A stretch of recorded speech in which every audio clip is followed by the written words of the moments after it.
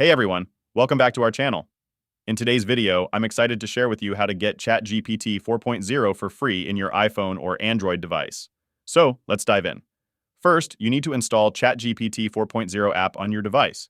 To do this, follow these steps. Open the App Store on your iOS device or Google Play Store on your Android device. Search for ChatGPT and install the official app by OpenAI.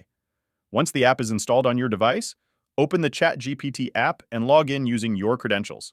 If you don't have an account, tap Sign Up and follow the prompts to create a new one. After logging in, you'll automatically have access to ChatGPT 4.0 for a month. Simply type your questions or messages in the text box and hit Send to start interacting with ChatGPT 4.0. To check ChatGPT 4.0's free subscription features, tap on the Get Plus button. Here, you'll see the features available in the free subscription.